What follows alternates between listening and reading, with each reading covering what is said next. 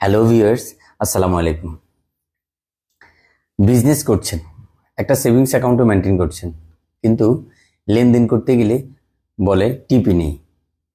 তখন মাথায় আসলো যে একটা সিডি অ্যাকাউন্ট খোলা দরকার।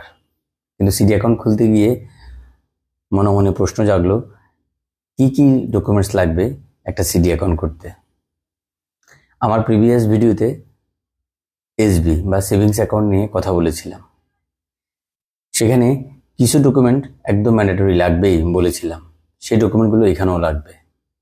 আসেন NID, account holder plus nominee, দুইজনের এনআইডি দিতে হবে।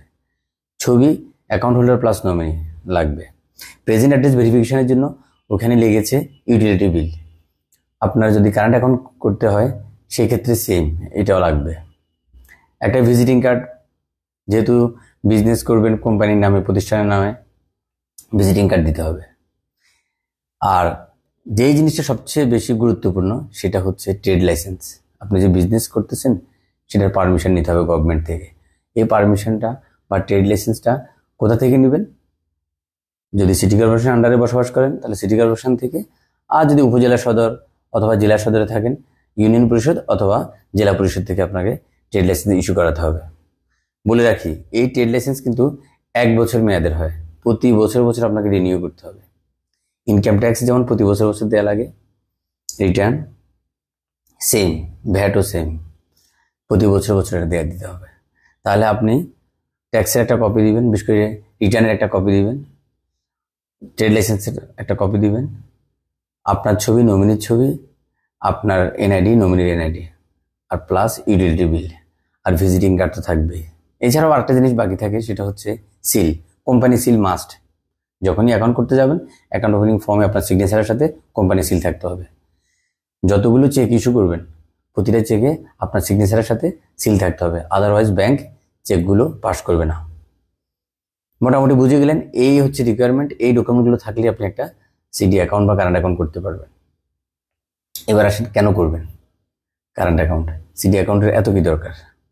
প্রথমেই তো বললাম যে এসবিতে টিপি বা ট্রানজাকশন প্রোফাইলের একটা সীমাবদ্ধতা থাকে। এই টিপির সীমাবদ্ধতাকে আপনার যদি জয় করতে হয় সেই ক্ষেত্রে সিডি অ্যাকাউন্ট করতে হবে। কারণ সিডি অ্যাকাউন্টে আপনার বিজনেস অনুযায়ী আপনাকে টিপি দেওয়া হয় বা ট্রানজাকশন প্রোফাইল দেওয়া হয়।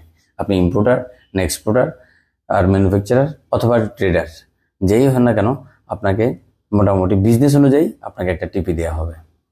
আর ইম্পোর্ট এক্সপোর্টের ক্ষেত্রে আইআরসি, ইআরসি, সেটা ভিন্ন ডকুমেন্টস, সেটার কথা এখানে নাই বললাম। এই ডকুমেন্টসগুলো লাগবে। তাহলে আপনি সিডি করবেন যেহেতু লেনদেনের সীমাবদ্ধতা না থাকে, মোটামুটি ভালো লেনদেন করা যায়, গেলেন। এরপর হয়তো অনেকে ইন্টারেস্ট চান না, যে না আমার ইন্টারেস্ট লাগবে না, আমি ব্যাংক থেকে ইন্টারেস্ট খাবো না, ইন্টারেস্ট নেবো না। সিডি অ্যাকাউন্টে কোনো ইন্টারেস্ট জেনারেট হয় না, ব্যাংকগুলো কোনো ইন্টারেস্ট প্রোভাইড করবে না। সেই ক্ষেত্রে আপনি সিডি অ্যাকাউন্ট সেদিক থেকে সেভ, যদি ইন্টারেস্ট না চান। আর একটা গুরুত্বপূর্ণ জিনিস যেখানে সিডি অ্যাকাউন্ট লাগেই, সেটা হচ্ছে লোন। যদি ব্যাংকে কোনো লোনের জন্য অ্যাপ্লাই করেন, ব্যাংক প্রথমেই আপনাকে জিজ্ঞেস করবে ট্রেড লাইসেন্সের মেয়াদ কত। আপনার লাস্ট 1 বছরের একটা স্টেটমেন্ট দিবেন সিডি অ্যাকাউন্টের।